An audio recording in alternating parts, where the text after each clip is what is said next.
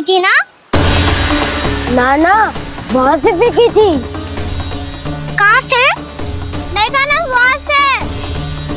समझ में आ रहा? ठीक ठीक बताना कहाँ से फेंकी थी?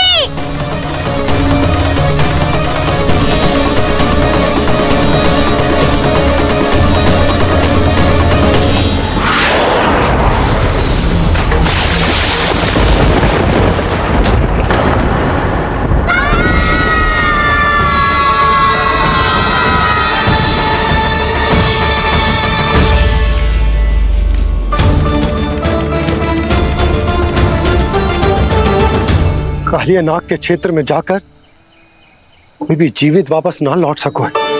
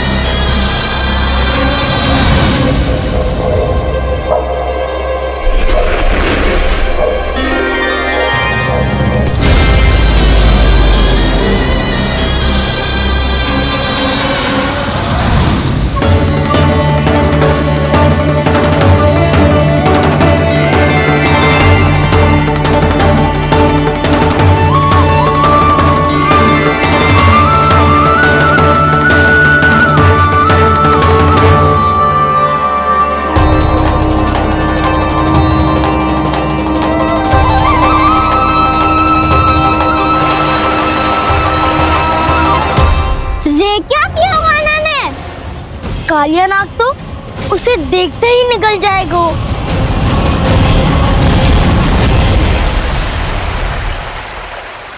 तो आरंभ से अब तक सब कुछ उसकी लीला का ही भाग था।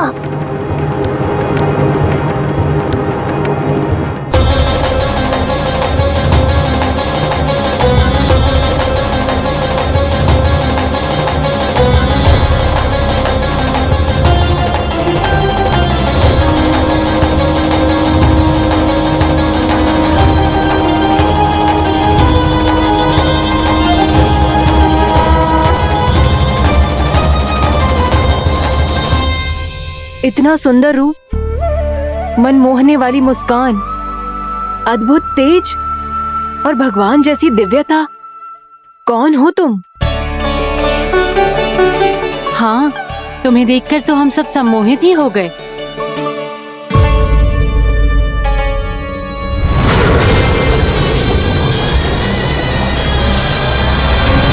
तुम जो भी हो बालक, वापस लौट जाओ। हमारा हृदय तुम्हें ही देखते रहना चाहता है, किंतु यदि हमारे पति जाग गए तो तुम्हें अवश्य हानि पहुंचाएंगे। ये बहुत विषैले है बालक, कालकोट जैसे भयानक। इनके विष से तुम नहीं बच सकोगे। नंदराज, कालिया नाग के विष का प्रभाव बढ़ते ही जा रहा है। पहले 8 कोस तक उसके विष का प्रभाव था, अब तो 1 योजन से अधिक क्षेत्र में फैलो है। जल पीने के प्रयास से अनेक पशु मारे गए हैं और नदी के निकट के वृक्ष और वनस्पति सब नष्ट होने लगे।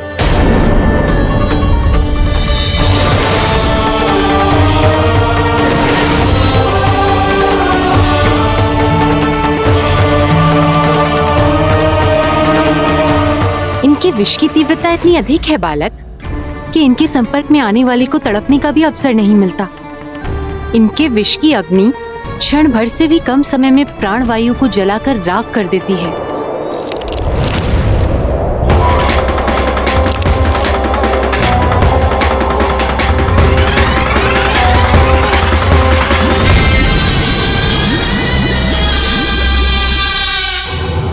तब तो समस्या और भी गंभीर हो जाएगी। मैंने तो सुनो है कि कालिया नाग कम से कम 2 योजन लंबा है, सैकड़ों फन है उसके।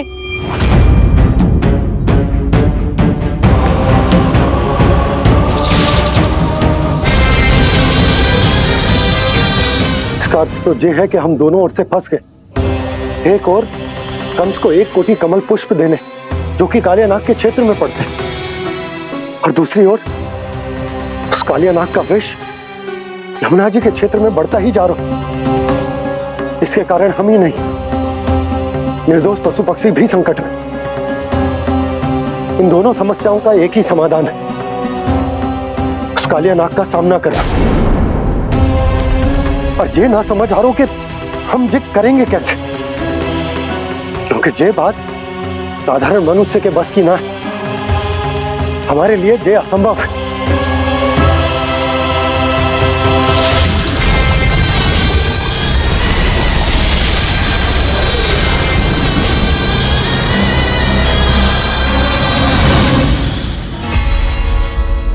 अब तो तुमने अपनी आंखों से भी देख लिया बालक, ये कितने विषैले हैं। नींद में भी विष उगलते हैं। इससे पहले कि तुम्हें कुछ हो जाए, चले जाओ यहाँ से, मान लो हमारी बात। आप सब मुझे जानती भी नहीं और फिर भी मेरी इतनी चिंता कर रही हैं आप। माँ की ममता भेदभाव नहीं जानती। तुम भी किसी के पुत्र हो और हम सब भी माँ हैं। एक माँ को हर बालक में अपनी ही संतान दिखाई देती है, इसलिए हम तुमसे विनती करते हैं, वापस चले जाओ, बचा लो अपने प्राण। मेरी चिंता मत कीजिए, मुझे कुछ नहीं होगा। होगा, अनर्थ होगा यदि ये उठ गए तो।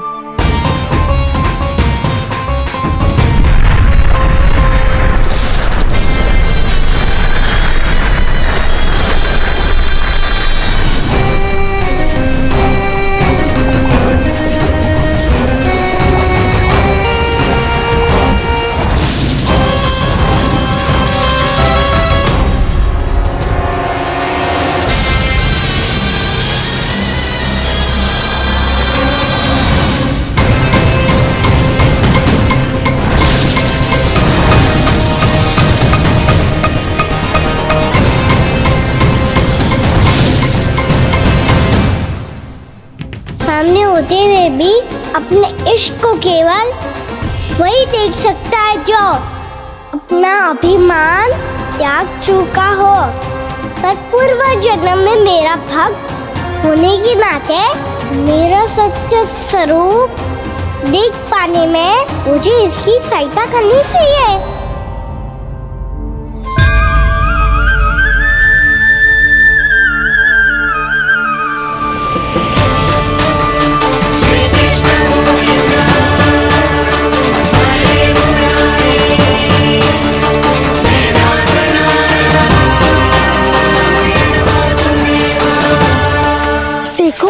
हमारा छोटा सा कान्हा जैसे डट के खड़ा है, इतने विशालकाय, इतने महाभयंकर सबके सामने।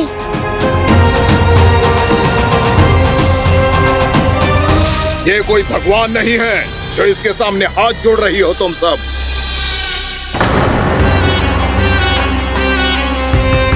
एक सामान्य साधारण बालक है ये, जो ये तक नहीं जानता कि इसके सामने है इसका काल, कालिया। तू कौन है बालक? मेरे इतने निकट आकर भी तू जीवित कैसे है? मेरी नहीं, अपनी चिंता करो कालिया। बहुत मनमानी कर ली तुमने। अब बस मैं तुम्हें रोकना हूँ। अब बस मैं तुम्हें रोकना हूँ। मैं तुम्हें रोकना हूँ। बित्ते भर का है तू, मेरे विष के बारे में जानता ही क्या है? और कहता है मुझे रोकने आया है। किससे? किससे रोकना चाहता है तू मुझे? मुझे क्रोध दिलाने की भूल मत कर बालक। अपनी फुंकार से ही तेरी इस मुस्कुराहट को अंतिम मुस्कुराहट बना सकता हूं मैं। शीघ्र बता, कौन है तू और किसने भेजा है तुझे? तुम्हें आवाज भी है कि अपनी पुकारों से तुम कितना विष भूल चुके हो। पवित्र यमुना नदी को कितना दूषित कर दिया तुमने। और यही नहीं, तुम्हारे कारण निकट के जीव जंतुओं, वृक्ष, वनस्पतियों सबको हानि पहुंच रही है। तो क्या, मुझे उससे क्या? मुझे है आप पति हाँ मुझे। तुम्हारे इस व्यवहार से और इसीलिए तुम्हें यहाँ से जाना होगा।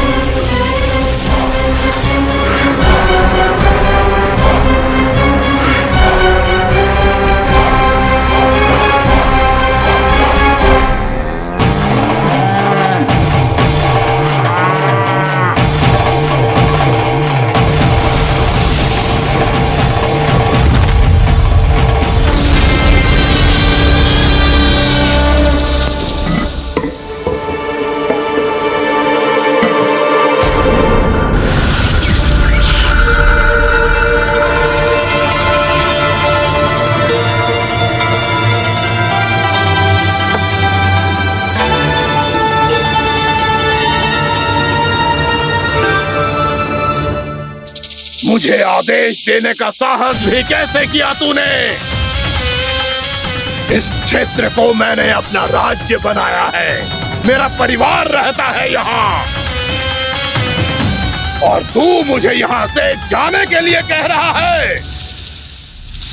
हाँ, क्योंकि तुम्हारे यहाँ रहने के कारण अन्य जीवों को हानि हो रही है और मैं ऐसा नहीं होने दे सकता।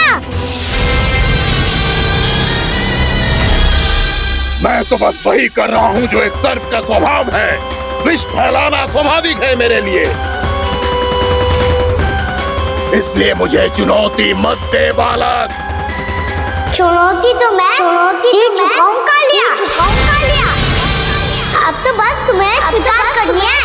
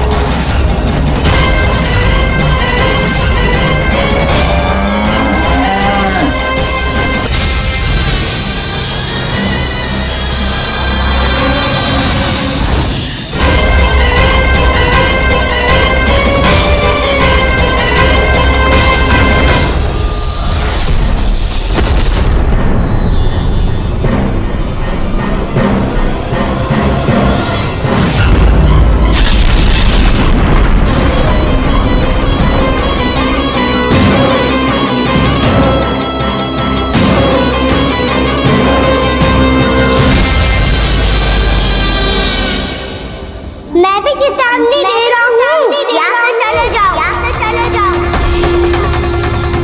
अपनी भूल को पहचानो कालिया, तुम जो कर रहे हो अनुचित है।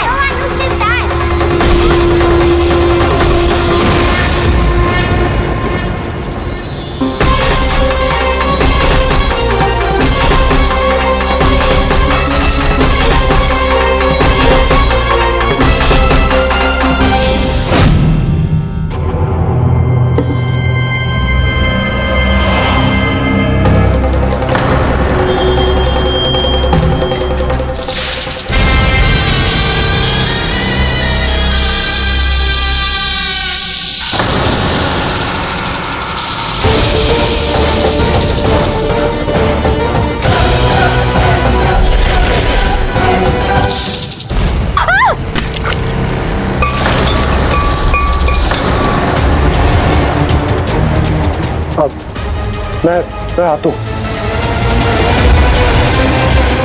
क्या हो गया सुधा? मुझे आवाज हो रहा है जी, कछु ना कछु गड़बड़ है। यशोदा, जो समस्या हमारे सामने है, हम सभी उसका समाधान खोजने में जुटे। तो तुम विश्वास करो, मैं कोई ना कोई समाधान अवश्य ढूंढ लूंगा। हम कैसे भी करके वो कमल के पुष्प उस कंस तक पहुंचा देंगे। नाना, समस्या उससे कहीं अधिक है, उससे कहीं अधिक बड़ी, उससे कहीं अधिक भयानक है।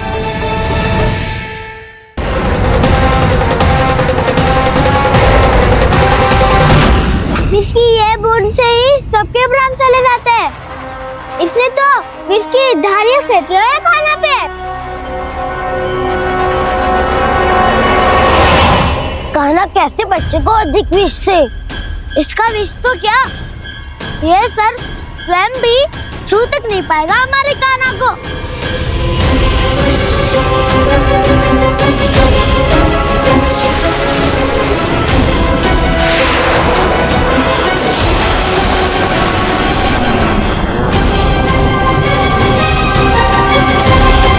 तुम्हारे सखा को, मेरे भाई को कोई हानि नहीं पहुंचा पाएगा। ये कान्हा का सत्य चाहे जो हो बलराम, पर अभी तो जो एक बालक ही है ना।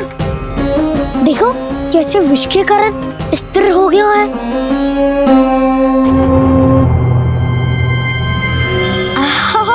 हाउ सर्फ ने कितनी आसानी से अपनी पूंछ से बांध लिया है। मुझे यहाँ से भगाना चाहता था ना तू? अब मैं तुझे दिखाऊंगा अपना सामर्थ्य। ये मूर्ख किसे बांधना चाहता है अपनी पूंछ में? उन्हें जिनका विस्तार सारे ब्रह्मांड में है, या उन्हें जो स्वयं अनंत है? पर देवराज, प्रभु ऐसा करने ही क्यों दे रहे हैं कालिया को? आप सब भूल रहे हैं देवगण। कालिया पूर्व जन्म में प्रभु का बहुत बड़ा भक्त था। उसी भक्ति का फल मिल रहा है अब इसे। वैसे भी भक्तों के मन का भाव सबल हो तो भगवान तो सहज ही बंध जाते हैं।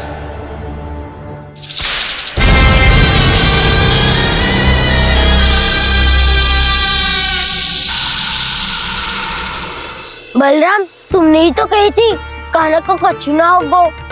देखो उस दुष्ट ने चारों ओर से जकड़ लियो है।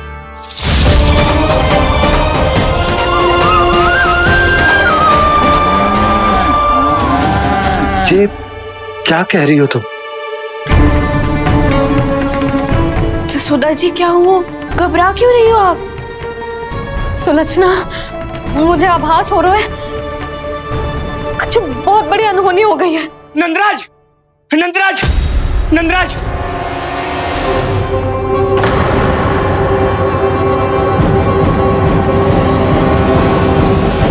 नंदराज, कान्हा ने जमदग्नि नदी में छलांग लगा दी है।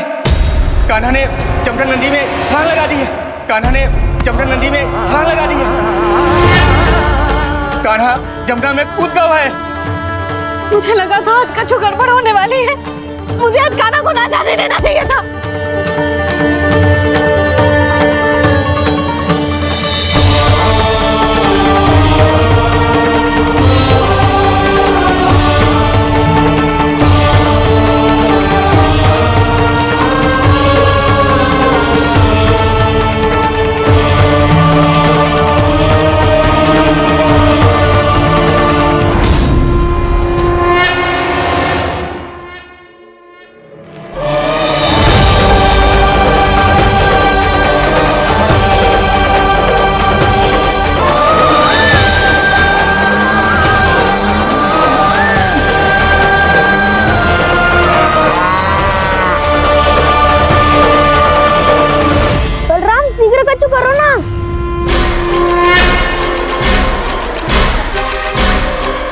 कुछ भी करो पर कान्हा को बचाओ।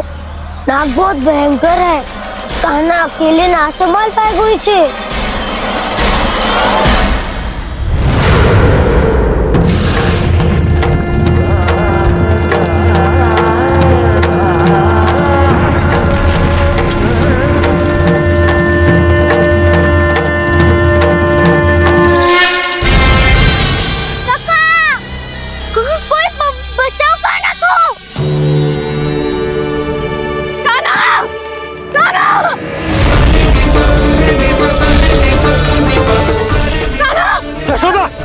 यशोदा रुको। छोड़ दो मुझे, छोड़ दो मुझे। जीजी संभालो, बावली हो गई है।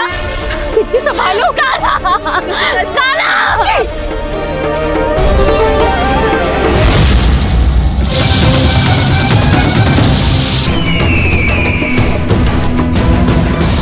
नारायण हरि, नारायण हरि।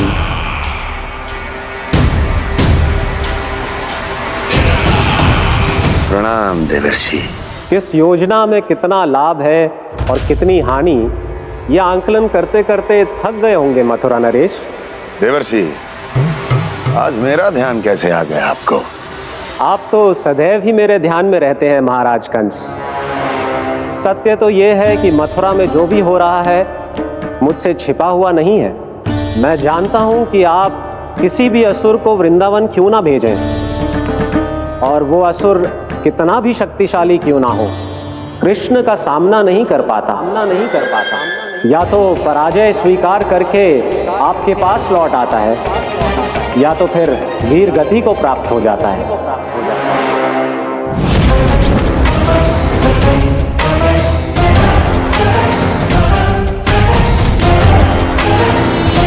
वाह, मुझे मेरी असफलताएं स्मरण कराने आए हैं, मेरे घाव को खुरेदने आए हैं, उन पे नमक छिड़कने आए हैं।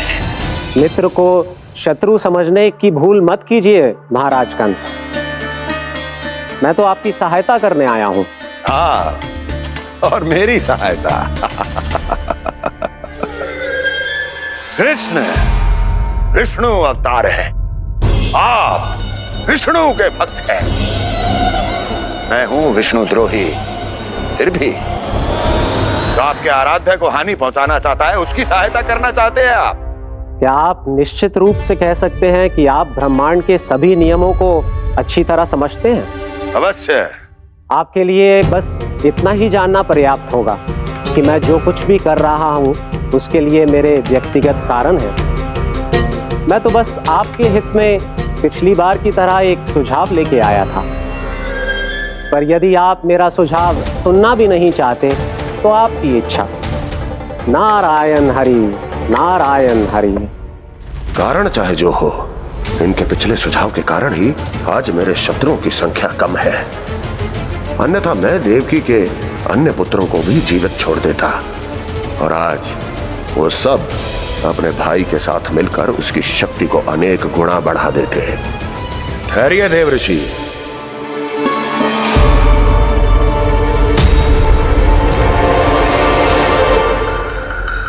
बताइए क्या सुझाव है आपके पास? मेरे सुझाव का नाम है कालिया नाग।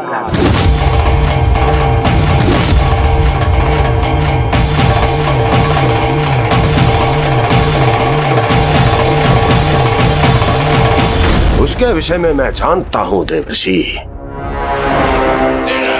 तो समस्या यह है कि मैं स्वयं उससे मिलने नहीं जा सकता, उससे भेंट नहीं कर सकता। उस कृष्ण की हत्या के लिए उसको वृंदावन जाने के लिए तैयार नहीं कर सकता। तो मत जाइए उसके सामने, और ना उसे भेजिए कृष्ण के सामने। हर बार आप किसी न किसी असुर को अपने शत्रु के क्षेत्र में भेजते हैं, जहां शत्रु उसका सामना करने के लिए पूरी तरह से तैयार होता है और आपका असुर मारा जाता है। इस बार शत्रु को युद्ध स्थल चुनने का अवसर मत दीजिए महाराज। इस बार योजना का जाल ऐसे बुनिए कि कृष्ण स्वयं उसके पास जाने के लिए विवश हो जाए। कालिया नाग स्वयं काल है, मृत्यु का दूसरा नाम है। उसके विष का उपयोग अपने लाभ के लिए कीजिए महाराज। वैसे कालिया के विष की अधिकता का अनुमान तो होगा ही आपको।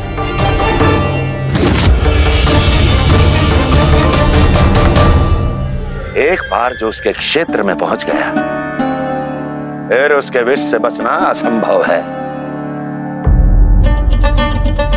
उचित सुझाव है देवर्षि, उचित सुझाव है। देवर्षि, उस छलिया विष्णु की भक्ति करते करते आप भी उसके रंग ढंग सीख गए हैं। उचित है, उचित है।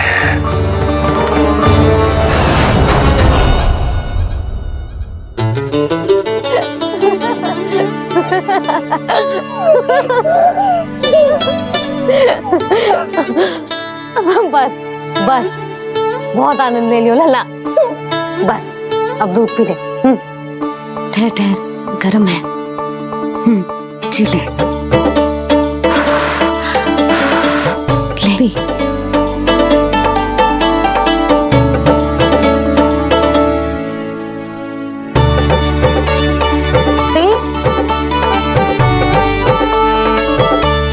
मैं ना होती तो ना जाने क्या होता तेरा।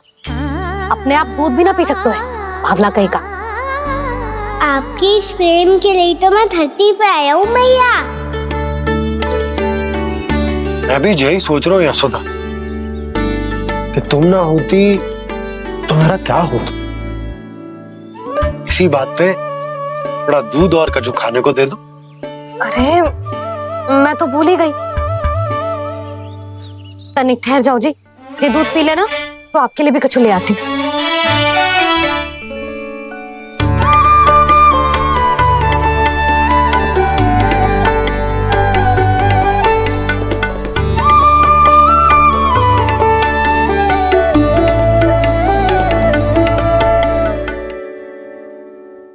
प्रणाम महाराज।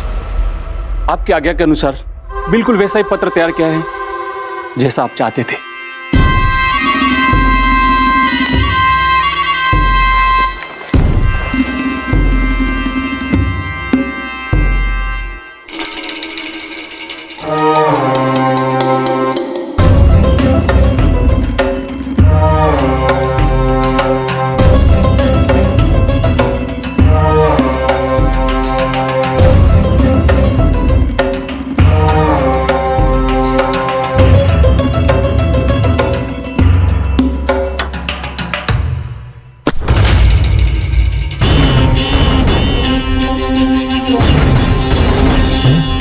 कृष्ण जन्म से लेकर आज तक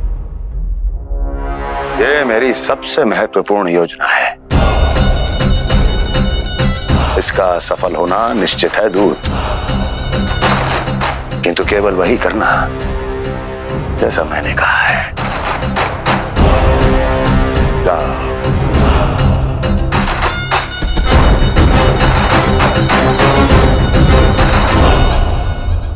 कान्हा,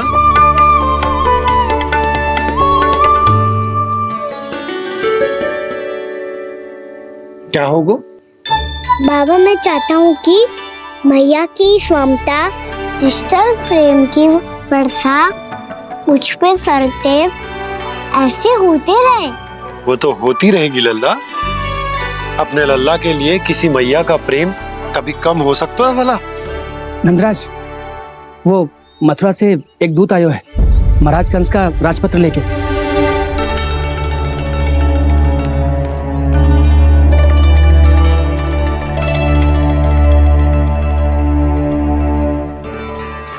कान्हा, अब क्या करने वाला है? तेरे बाबा कहाँ गए? हाँ? कंस मामा का खेल आरंभ हो गया है, पर मैया वो सब सुनेगी तो व्यर्थ चिंतित हो जाएगी। बस थोड़ा बाहर गया मैया, कछु खा लिए से। बाहर इस समय? मैया क्या होगा? मैया देखो ना, पीठ पे कुछ हो रहा है। मेरा हाथ ना पकड़ो, आप करो ना। दिखा। यहाँ? क्षमा करना मैया, पर अभी बाबा को ही संभालने दो ये सब। कहिए, क्या संदेश लाए हैं आप? नहीं नंदराज, नहीं। महाराज कंस का आदेश है कि ये संदेश सभी गांव वालों के साथ ही पढ़ा जाए। ठीक है, मैं गांव वालों के सामने पढ़ दूंगा, पर मुझे तो दीजिए पढ़ने के लिए। महाराज की आज्ञा का पालन करना आपके लिए भी आवश्यक है नंदराज। सभी गांव वासियों की सभा बुलाइए। बंसी, सभी गांव वालों की सभा बुलाओ। राजपत्र में ऐसा क्या संदेश भेजो है कंस ने? अब मेरे पत्र को पढ़कर सब भौचक के रह जाएंगे। और वो कृष्ण, उस कृष्ण के पांव के नीचे से तो भूमि खिसक जाएगी, आकाश फट पड़ेगा, बिजलियां गिर जाएंगी। प्राप्ति, ओ प्राप्ति, कंस का पत्र। स्वयं को बहुत अधिक शक्तिशाली समझता है ना वो। अब देखता हूं कैसे वो इस महासंकट का सामना करता है। वो कृष्ण, वो अपनी मृत्यु स्वयं चुनेगा या मृत्यु की वेदी पर चढ़ा देगा। प्रिय वृंदावन वासियों को।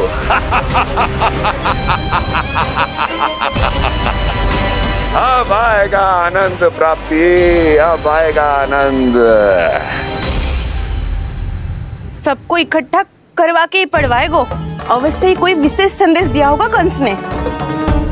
मैं भी यही सोच रही हूँ सुलक्षणा जी, कछु ना कछु तो विशेष है, पर जे हो क्या सकता है?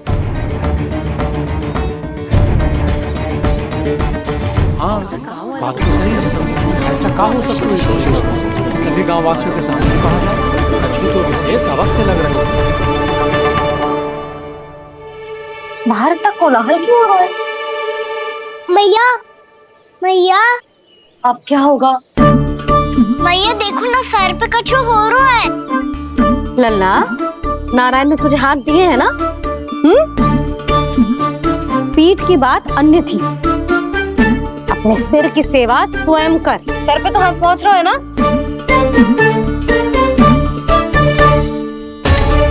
मैया सुनो ना, मैया देखो ना, तीव्र कर कछु हो रहा है। मैया देखो ना, तीव्र कछु हो रहा है।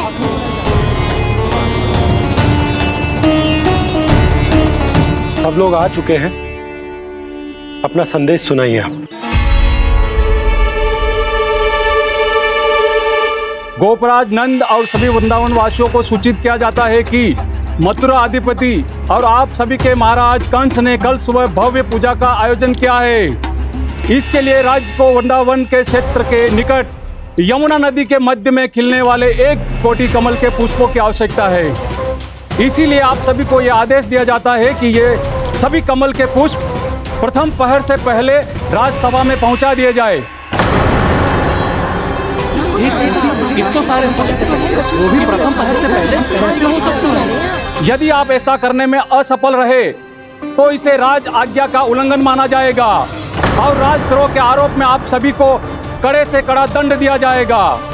स्मरण रहे, यदि कल की पूजा में इन 1 कोटि कमल के पुष्पों का ना पहुंचने के कारण कोई व्यवधान आया तो समस्त वृंदावन वासियों को दोषी माना जाएगा और पूरे गांव को निवासियों सहित धूल में मिला दिया जाएगा। कल प्रथम पहर तक का ही समय है आप सबके पास।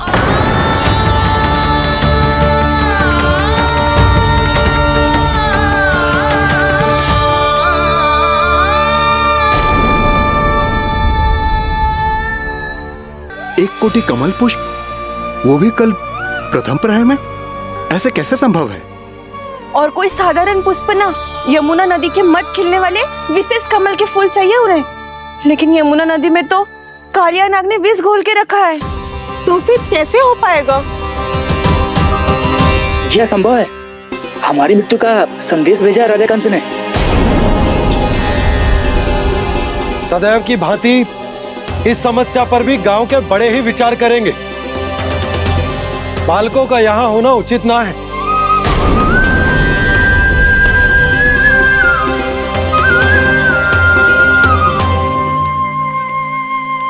लल्ला, ले जगेंद ले, जा अपने सखाओं के साथ खेल। सुबह उज्जवल, मधुमंगल वसंता, देखो मैया ने क्या दिया है। चलो खेले, बहुत आनंद आएगा आज।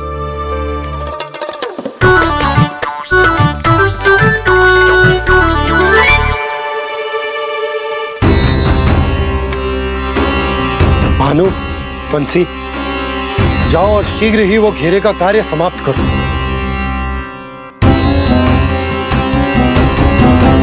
पर कछु ना कछु तो करना पड़ेगा ना। पर हम कर ही क्या सकते हैं? पुष्प लाने को और कोई उपाय है भी तो ना। मैं चला जाऊंगा जमुना जी में। वैसे भी मेरे जीवन के कितने दिन शेष बचे हैं। गांव के लिए, समाज के लिए कुछ करके मरूं, तभी तो शांति मिलेगी। ना काका, यदि आप उस विषैले जल में छलांग लगा भी दोगे, किंतु 1 कोटि कमल पुष्प एकत्रित कर पाना आपके लिए संभव ना है। इससे अच्छा है कि मैं चला जाऊं। यदि मैं मर भी गया तो मेरे पीछे रोने वाला कोई ना है। किसी को कहीं जाने की आवश्यकता ना है। गोप नरेश होने के नाते ये मेरा कर्तव्य है कि मैं आप सबकी रक्षा करूं। नंदराज, आपको जाना है तो जाओ। हरिया, काका, भैया सब चले जाओ। लेकिन आपको पता है वहाँ का जल कितना विषैला है। आप लोग एक क्षण भी जीवित नहीं रह पाओगे। फिर कैसे इकट्ठा करेंगे 1 कोटि कमल पुष्प? आप बात तो सही कह रही हैं शांति। उस दुष्ट कंस ने ऐसी मांग रख के हम सबको फंसा दिया। हम में से कोई भी क्यों ना चला जाए और इस संकट का समाधान ना निकले को। कान्हा, बताना कौन सा खेल खेलें? गेंद पकड़ खेलते हैं, पर एक बात सुन लो सब, कोई भी तीव्र गति से ना फेंको गेंद को। भैया ने फ्रेम बनाई है मेरे लिए। सब तैयार हो?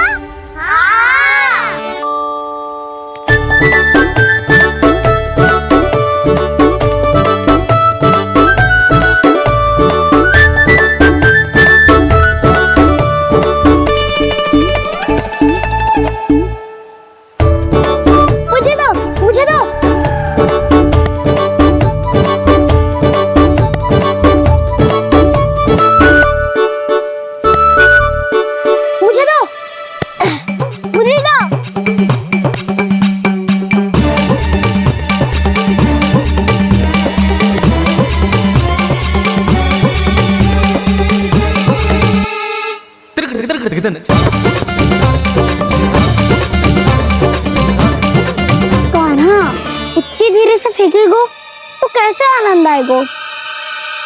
थोड़ा बल लगा के फेंक। हाँ कान्हा, हम अभी बड़े हो गए हैं, तू अब भी छोटे बालकों की तरह फेंक रहे हो है।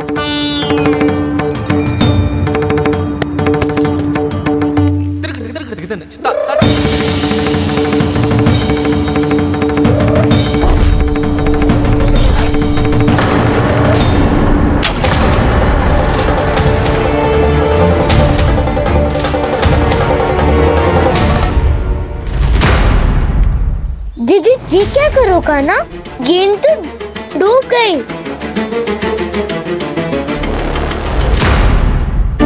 अच्छा, तो ये सब इसकी योजना का भाग था ताकि ये कालिया का सामना कर पाए।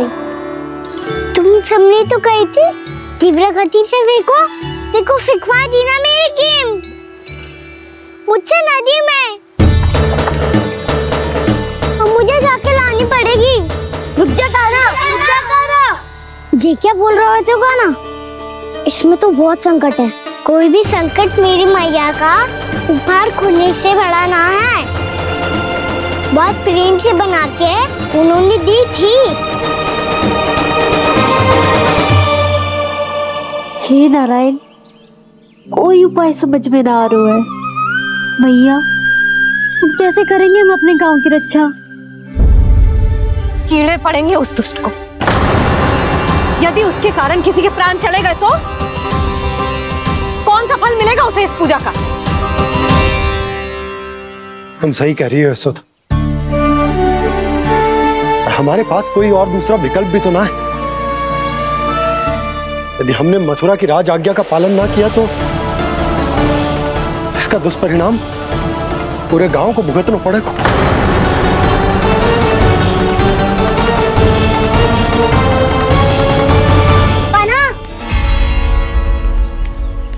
तुम्हें पता है कि तू भगवान है, दिव्य है, बहुत शक्ति है तुझमें,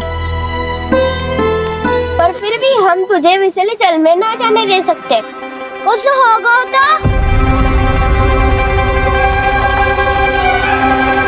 तुम सब इतनी हट कर रहे हो तो ठीक है, ना जाऊंगा। गेंद कहाँ गिरी है, कितनी दूर गई है, ये तो देख लूं ताकि उसे बाहर निकालने का कोई उपाय ढूंढ पाऊं।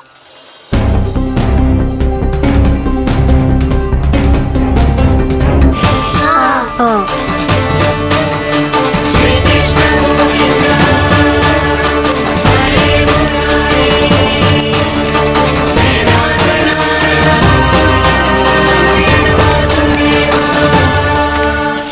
कान्हा की ये लीला तो समझ ही नहीं आ रही।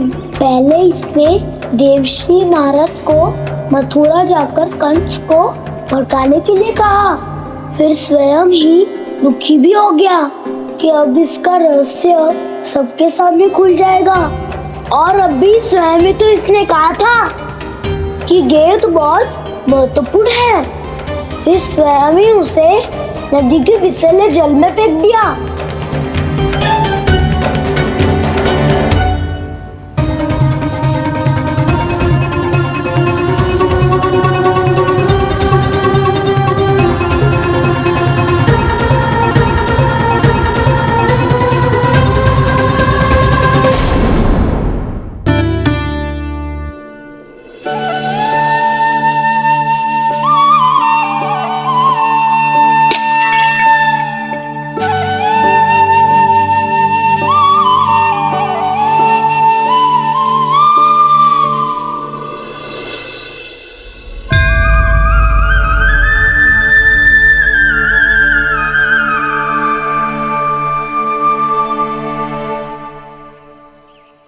तंग करे मैया को खिजाए, खेले रूठे मनाए,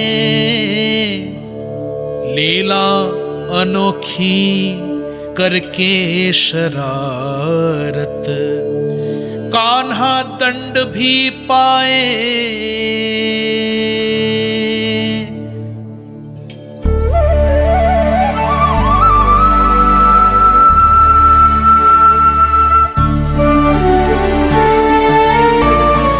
रूठना मनाना, खेलना खिलाना, पहले शरारत करके क्रोध दिलाना और फिर क्षमा मांग लेना, ये सब जानबूझकर कर रहे है कान्हा, जैसे जीवन भर के लिए अपनी मैया की ममता को अपने हृदय में समेट कर रखना चाहते हो। कैसे कैसे करूं उस कालिया से मित्रता, कैसे करूं उसका उपयोग?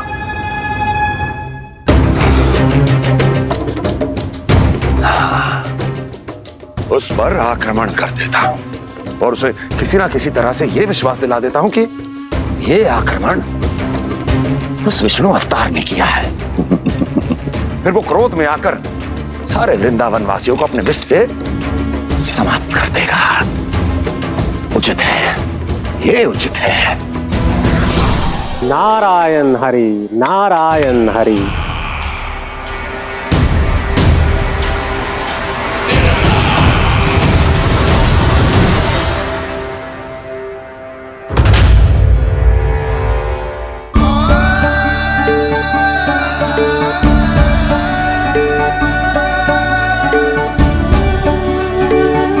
ये सत्य है कि ये जानने के बाद कि तू श्री नारायण का अवतार है,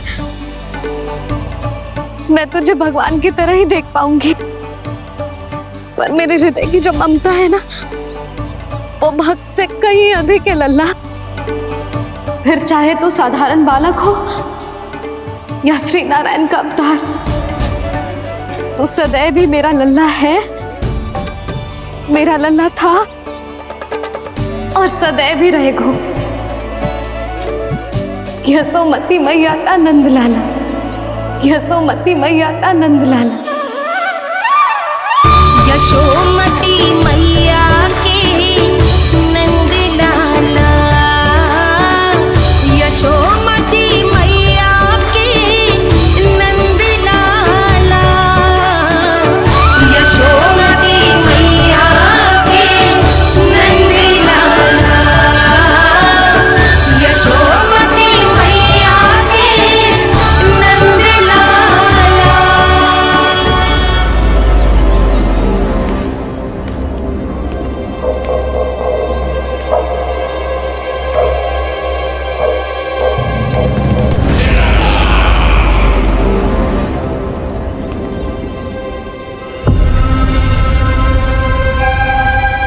क्या है ये साला? वृंदावन से पत्र आया है महाराज। विनती की गई है कि इसे आपके सामने पढ़ा जाए। पढ़ो। शीघ्र करो। महाराज कंस, पूजा के लिए आपको 1 कोटि कमल पुष्पों की आवश्यकता थी। वृंदावन वासियों की ओर से मैं आपको 3 कोटि पुष्पों की भेंट भेज रहे हूँ।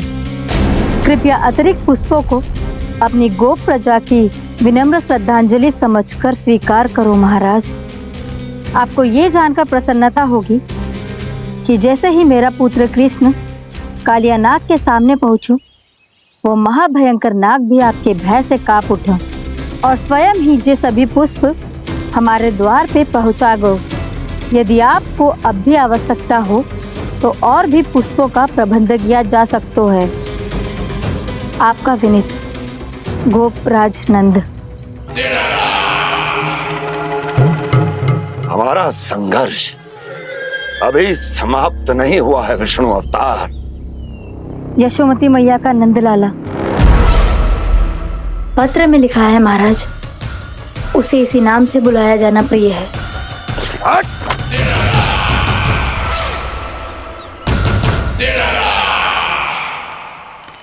जैसे आपने कही वैसे ही करो। हमने कंस के राजभवन को पुष्प से भर दियो है।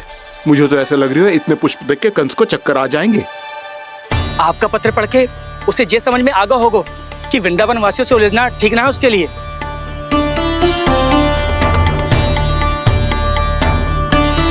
वैसे ही हमारे श्री कृष्ण हमारी रक्षा करने के लिए है ना।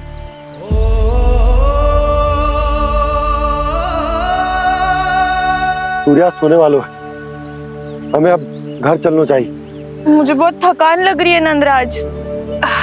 हाँ, मैं भी बहुत थक गई हूँ। नंदराज, कमल पुष्पों को गाड़ी में लादकर मथुरा पहुंचाने में अब हम भी बहुत थक गए। तो आप सब लोग रात्रि को यहाँ रुकना चाहते हैं? वैसे सुझाव तो अच्छा है नंदराज। अब कालिया नाग के स्थान से जाने के बाद प्रकृति कितनी खिल उठी है, क्यों जसोदा जी?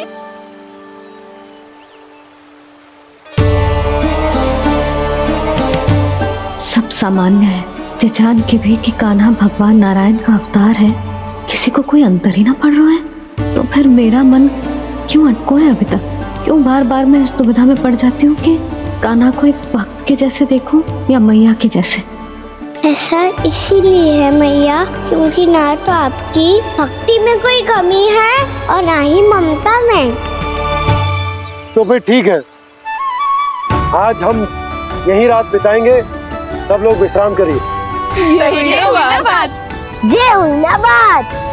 रात वन में भयभीत क्यों हो रहे हो बसंता? श्री नारायण का अवतार कान्हा है ना हमारे साथ।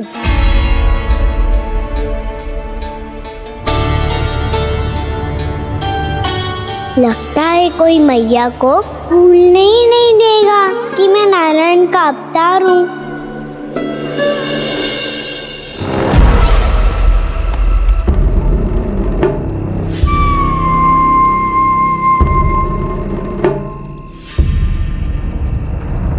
तुम्हें पूर्ण विश्वास है ना गुप्तचर? ये सब कुछ उसी बालक ने किया है। उसी ने कालिया को पराजित करके यहां से दूर भेज दिया है। मैंने अपनी आंखों से देखा है महाराज। और वृंदावन के सभी वासी इस समय वन में विश्राम कर रहे हैं, ये सूचना पक्की है। वो सब पूरी रात वन में ही बिताएंगे महाराज।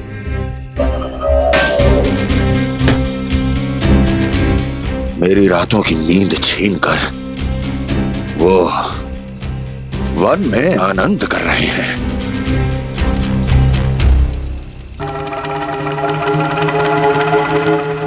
किंतु मैं उनके इसी आनंद को मृत्यु के करुण रूतन में बदल दूंगा। उनके चारों ओर प्रकाश होगा, सूर्य की चमक जैसा, आंखें चौंधिया देने वाला प्रकाश। किंतु फिर भी ये रात उनके लिए सबसे अधिक काली होगी, क्योंकि मैं इस पूर्णिमा की रात को अमावस्या की रात बना दूंगा। कभी न समाप्त होने वाली अमावस्या।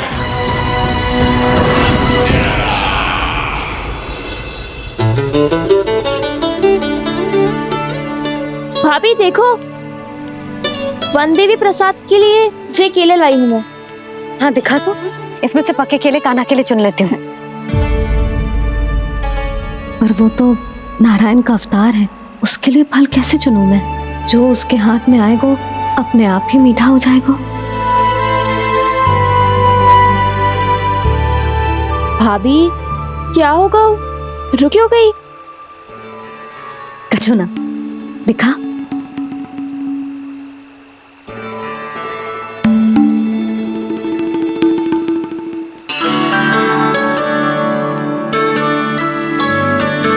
कान्हा, तुझे भूख लगी आई होगी ना?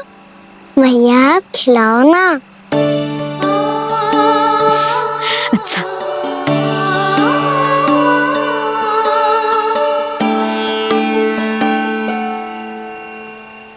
ले।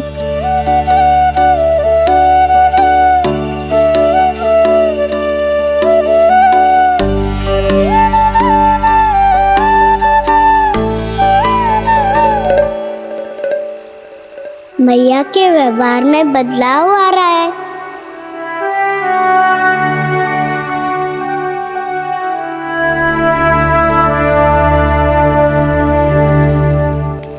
कान्हा, बंसी काका हम सबको वन में आग जलाना सिखा रहे हैं ताकि भयानक पशु को दूर करा जा सके। भैया मैं जाऊं? भैया अग्नि जलाने जाऊं? हाँ जा। भैया तो चुपचाप जाने दे रही है, पहले जैसे चिंता भी नहीं कर रही है अब। लल्ला सुन, अग्नि के साथ खेलियो मती और सुरक्षित दूरी बना के रखियो, समझ आई?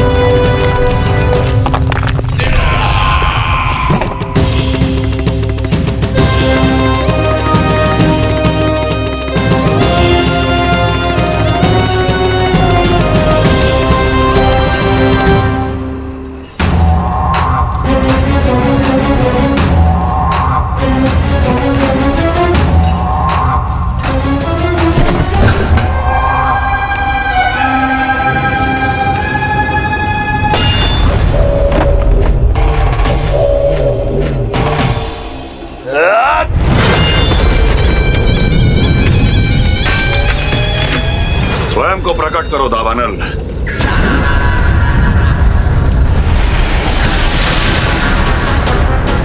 प्रणाम महाराज। महाराज कंस, इस कारागार से मुक्त करवाने के लिए आपका बहुत बहुत धन्यवाद। बताइए, इस उपकार का ऋण कैसे चुकाऊं? बस वही करो दावानल जो तुम्हें सबसे अधिक प्रिय है। अपने नाम को स्वयं सार्थक करो। जला दो, पूरे वृंदावन को जला दो। कीट, पशु, पक्षी, वनस्पतियां, वृक्ष, यहां तक कि मानव भी, कोई भी जीवित प्राणी जीवित नहीं बचना चाहिए। जला दो सबको, सबको। आपकी आज्ञा ही मेरी इच्छा है और आपकी इच्छा ही मेरी आज्ञा। तुम सबने देखो अजय, अधिक कठिन ना है ये। 2 पत्थर हाथ में पकड़ ले, ऐसे रगड़ लो है, चिंगारी निकलेगी, घास फूस अग्नि पकड़ेगी और भक्क से जल जाएगा। लो करो, लो सुबल।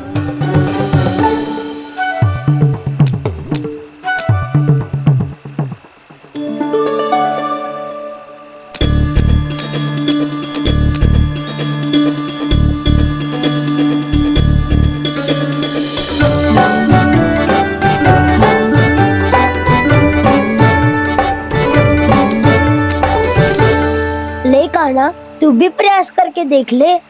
पर जितना सरल जय कह रहे थे उतना सरल ना है अग्नि जलाना।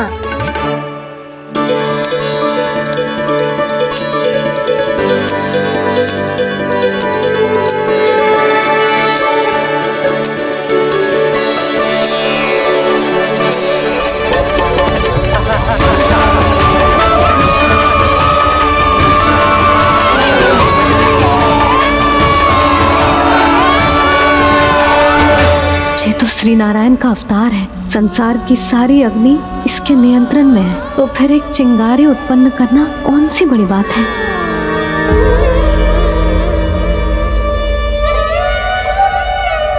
ऐसे तो मैया मुझे धीरे धीरे अपना लल्ला मारना ही भूल जाएगी। ये उचित नहीं है। अब मुझे ही कुछ करना होगा।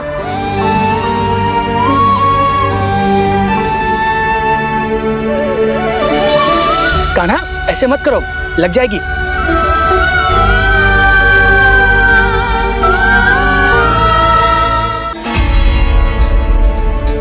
कान्हा, संभाल के, ध्यान कहाँ है तेरो?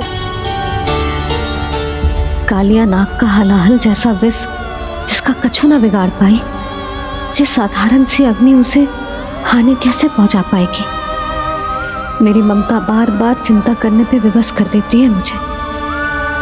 भूल जाती हूँ मैं कि ये तो श्री नारायण का अवतार है। यही तो मैं चाहता हूँ मैया।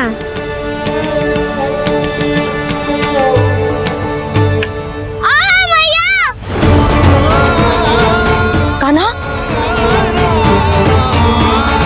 कान्हा, देखा देखा, कहाँ लगी? हाँ, बोला था ना अग्नि से दूर रहने। दिखा, जले का चिन्ह ना है।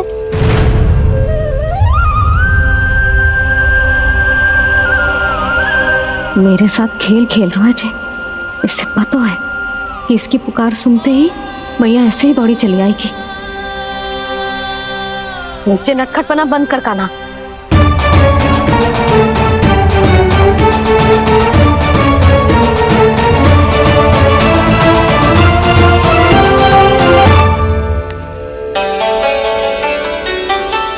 यशोदा, आ जाओ, कान्हा को भी बुला लो।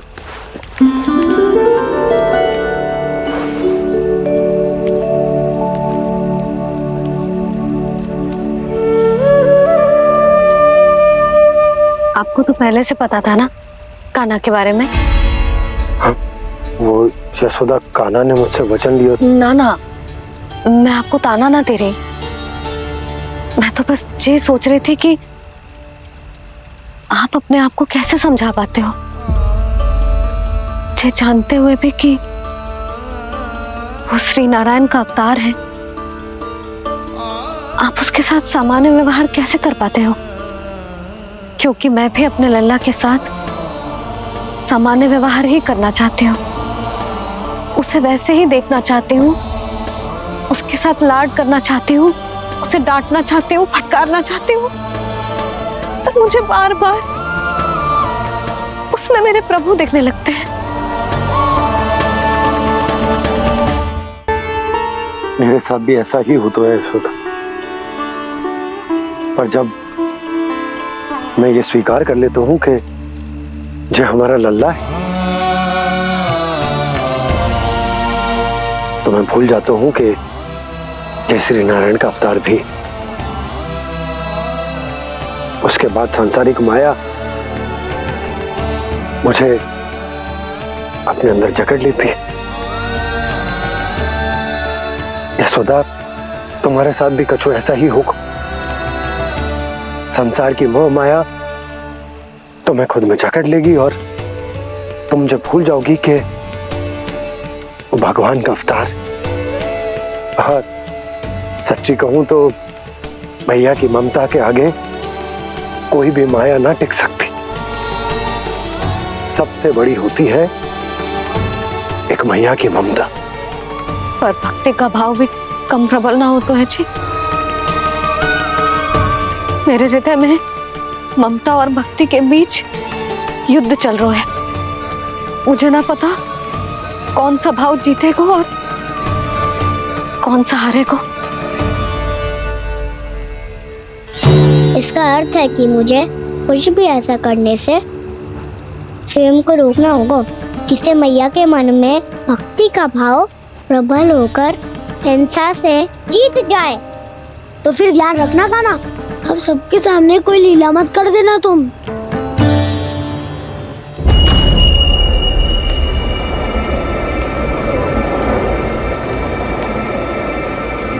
वो देखो, वो वहां बैठे हैं सब कोने में। किसी भी कोने में क्यों ना छिपा हो, आज तो जलेगा पूरा वृंदावन ही। मुझे फैला दो यहाँ और फिर जाओ महाराज कंस को सूचना दो कि उनका कार्य हो गया है। महाराज का आदेश स्मरण है ना, वृंदावन का कोई भी आदमी आज जीवित नहीं रहना चाहिए। अग्नि को जलाना मत सिखाओ, जाओ मुझे अपना कार्य करने दो।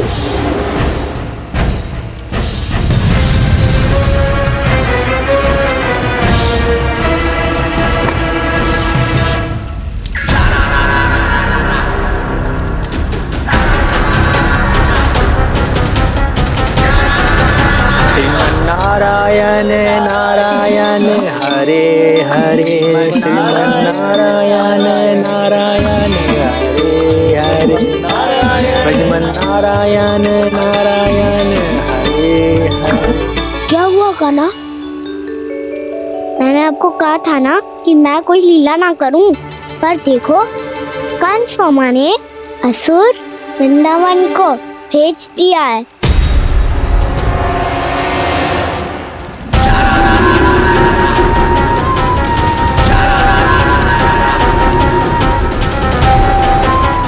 दावानल अर्थात पंचअग्नि। अब क्या करोगे तुम? वही जो मैं क्या क्या सबके सामने ही ऐसा कछु ना करूंगा जो लीला लगे, पर सबकी दृष्टि से छुपकर तो कछु करना होगा। दाव इससे पहले कि दावानल पूरे वृंदावन को लील जाए। पर कान्हा करने क्या वालों है?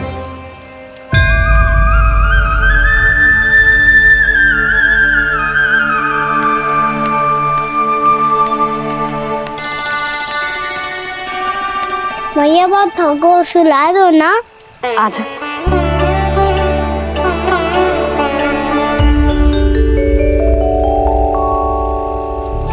लोरी गाओ ना मैया। सब जन आंखें बंद कर लो, मैया लोरी सुना रही है।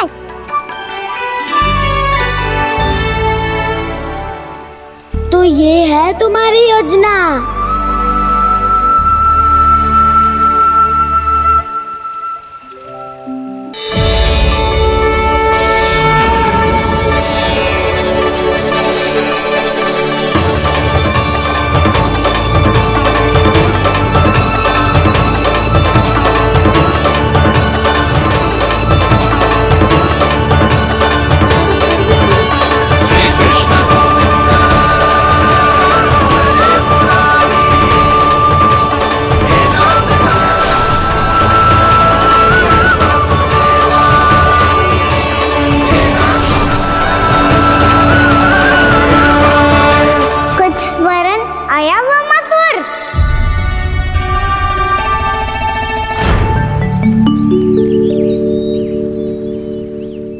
बहुत समय पहले की बात है, बहुत बड़े भूमाकर राज करते थे तुम्हें मान राजा भीमम के नाम से जाना जाता था। सब कुछ था तुम्हारे पास, पर शांति नहीं थी। इसीलिए शांति की खोज में अपना संपूर्ण राज अपने पुत्रों को सौंप कर मलय पर्वत की ओर चल दिए। अनेक वर्षों की तपस्या के बाद तुम्हारे तप की कीर्ति चारों ओर फैलने लगी, और फिर सच्चे तपस्वी की धूप में तुम्हारी ख्याति से प्रभावित होकर महर्षि उलट तुमसे भेंट करने आए। राजा भीमरथ, आपने ईश्वर की प्राप्ति के लिए सब कुछ छोड़ दिया, पर अपना अभिमान नहीं छोड़ पाए। इसीलिए मेरे आगमन पर सम्मान के साथ खड़ा होना तो दूर, मेरा अभिवादन भी नहीं किया। अभिमान तपस्वी का गुण नहीं होता है राजन, अभिमान राक्षसी गुण है। इसलिए मैं आपको श्राप देता हूं कि आप अगले जन्म में एक राक्षस के रूप में जन्म लेंगे, एक राक्षस के रूप में जन्म लेंगे। मुझे क्षमा कर दीजिए महर्षि, मैंने जानबूझकर आपका अपमान नहीं किया है। मैं तो यहाँ पर शांति की खोज में आया था। अपने भीतर के संसार में गहरे सोच विचार में डूबा हुआ था मैं। मुझे क्षमा कर दीजिए महर्षि, मुझे क्षमा कर दीजिए। अपनी भूल का आभास प्रायश्चित की ओर पहला पग होता है। मैं अपना श्राप तो वापस नहीं ले सकता, परंतु आपको एक वचन अवश्य दे सकता हूँ। जब भी प्रभु नारायण का अवतार होगा, आपको उचित समय पे वो वरदान देंगे जिसकी आप लंबे समय से प्रतीक्षा कर रहे हैं।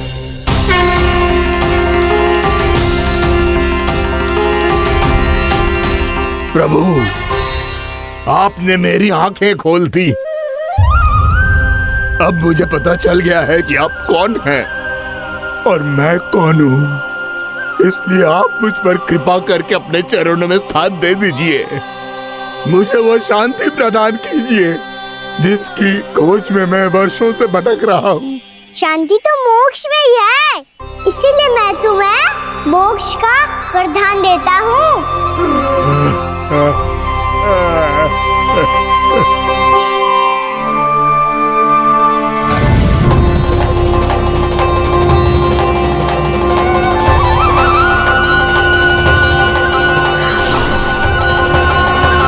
प्रभु की ये लीला सदैव स्मरण रखी जाएगी। इस स्थान को इनका आशीर्वाद मिलेगा और इस कंदरा को व्योमासुर की कंदरा के रूप में पहचाना जाएगा। भविष्य में अनेक ऋषि मुनियों की शरण स्थली बनेगी ये कंदरा। दीदी, ये कोई साधारण बालक ना है। ऐसा चमत्कार कोई साधारण बालक थोड़ी ना कर सकते हो। तुम सत्य कह रहे थे बलराम, कान्हा सच्ची में भगवान ही है, तभी तो सब देवता इसे बसाने और इसकी ओर से युद्ध करने आते हैं। तुम सब ऐसे आंखें फाड़ के क्यों देख रहे हो मुझे?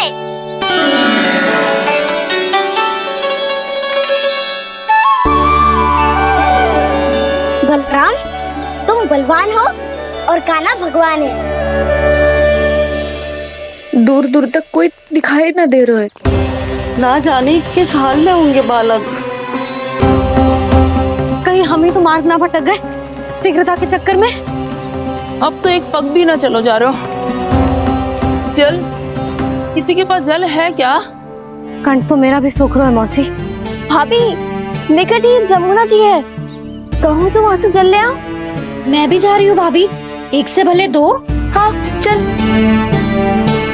शीघ्रता से आओ। हाँ।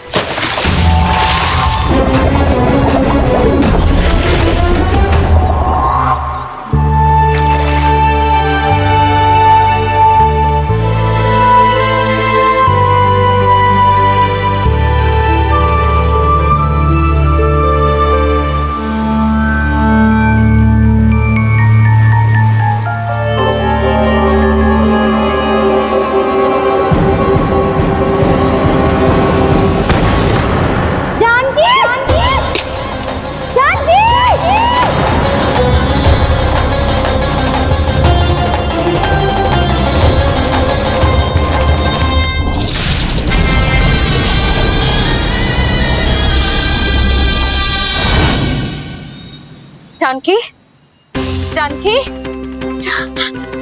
क्या होगा इसे? देखो ना जी, अब छलिया की सूचना मिलते ही हम सब बालकों को ढूंढने चली गई और ढूंढते ढूंढते सबको बहुत प्यास लगी आई जी।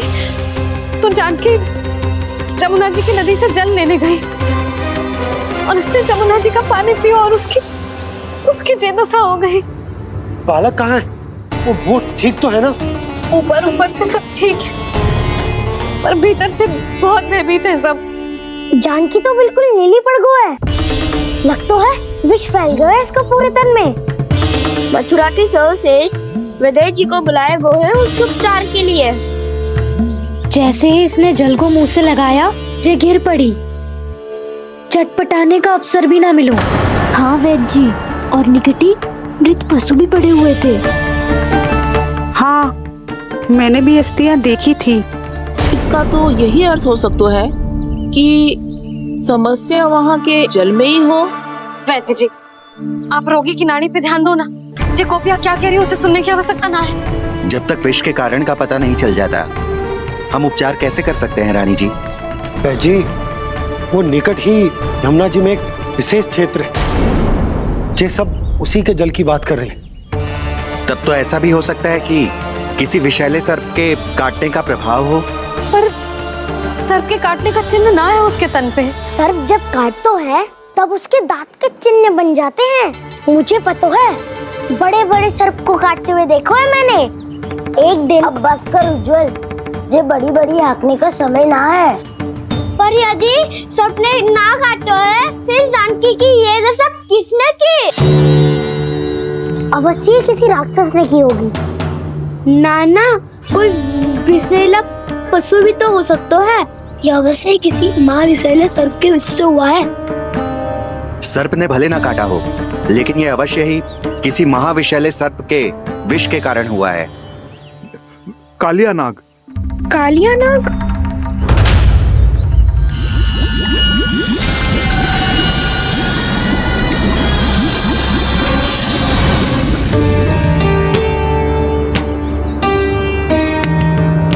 संकेतों से तो ऐसा लगता है कि जानकी ने कालिया नाग के क्षेत्र के विशाल जल पी लियो है। कालिया नाग एक लोक श्रुति है, कल्पना में गढ़ी हुई एक कथा, और कछु ना है। हमें जाके पता लगाना पड़ेगा। पर हमें वहां जाने से मना किया है ना बड़ों ने। उज्जवल सही कह रहे हो है। इस समय जानकी के स्वार्थ से अधिक महत्वपूर्ण और कछु ना है। जानकी हमारे लिए ही जलाने गई थी जी। ना मैं उसे जाने देती ना जैसा वो तो। वैद्य जी, आप शीघ्र कछु करो, कैसे भी कछु भी करो, पर इसके प्राण बचा लो। यशोदा, धैर्य रखो, श्री नारायण पर विश्वास रखो, वो सब ठीक करते हैं।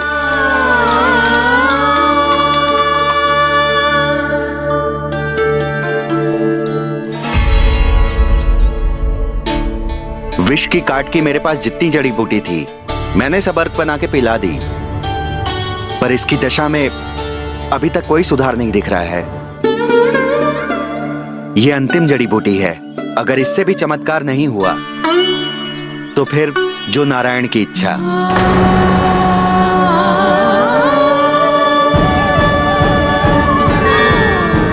पर कोई तो उपाय होगा जानकी को बचाने का। कान्हा, यदि तुझे किसी औषधि के बारे में पता है, हमें बता दे, हम जाके ले आएंगे।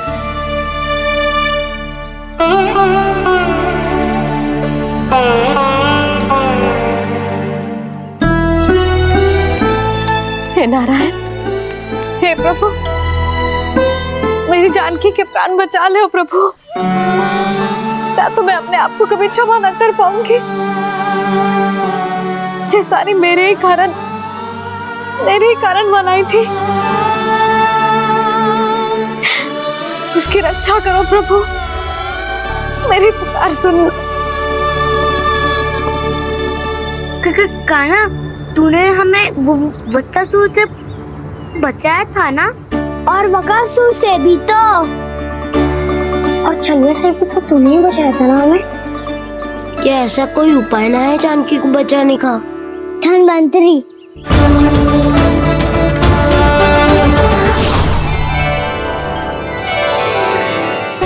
मैं आ गया हूँ प्रभु, चिंता मत कीजिए। आपके आदेश का पालन अवश्य होगा। यशोदा मैया,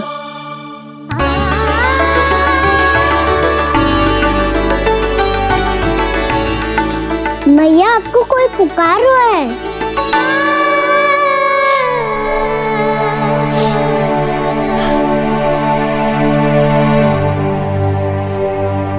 चिंता मत करो मैया, अब धनवंतरी जी आ गए हैं, वो सब संभाल लेंगे। धनवंतरी जी कौन है? जिन्होंने संसार का आयुर्वेद दिया, आरोग्य के देवता, वे श्री नारायण के अवतार।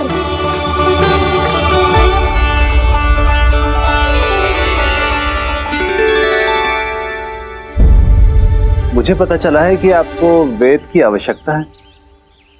हाँ हाँ, भीतर आइए। आइए आइए बैठे जी। जी रहे। मथुरा का सर्वश्रेष्ठ वैद्य अर्थात मैं यहाँ आ चुका हूँ और रोगी को जितनी औषधि की आवश्यकता थी सब दे चुका हूँ। निश्चित रूप से आपने विष की काट के लिए बहुत ही उत्तम अर्क तैयार किया है, इसीलिए किसी और वैद्य की आवश्यकता नहीं है। किंतु आप अकेले कितना कुछ करेंगे वैद्यराज? मुझे अपना सहायक ही बना लीजिए। पर जो करना था मैं पहले ही कर चुका हूँ। हाँ, वो तो आप कर चुके हैं, बस रोगी के तन से विष निकालना शेष है ना वैद्यराज? हाँ हाँ, बस वही शेष है। इनके रक्त को विष रहित करने में मैं आपकी सहायता करूंगा। पहले ये संजीवनी मानी जाने वाली इन लाल फूलों की बूटी को भी घिसना है ना?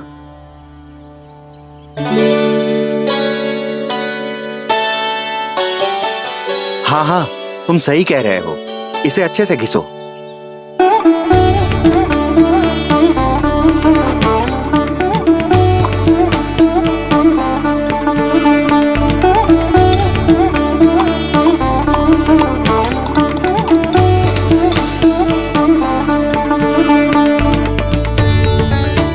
और ये नीले फूलों को भी तो मिलाना है ना?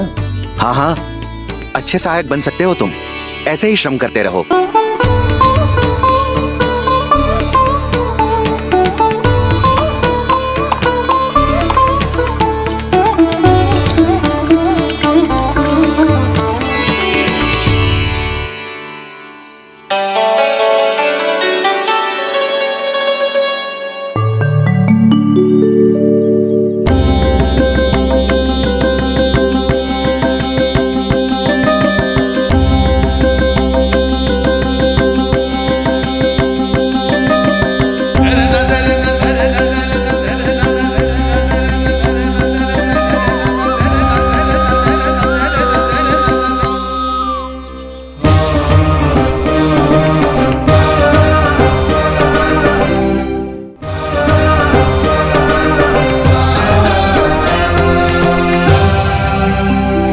जानकी स्वस्थ हो जाएगी ना धनवंतरी जी? धनवंतरी? प्रभु, अब मैं क्या करूं?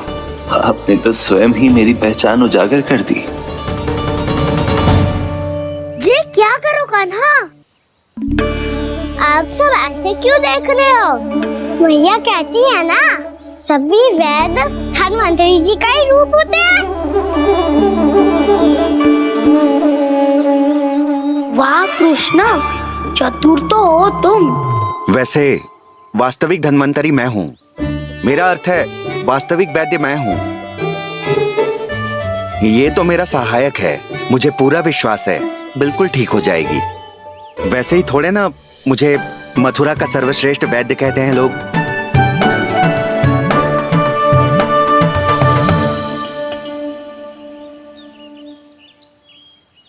जसोदा भाभी,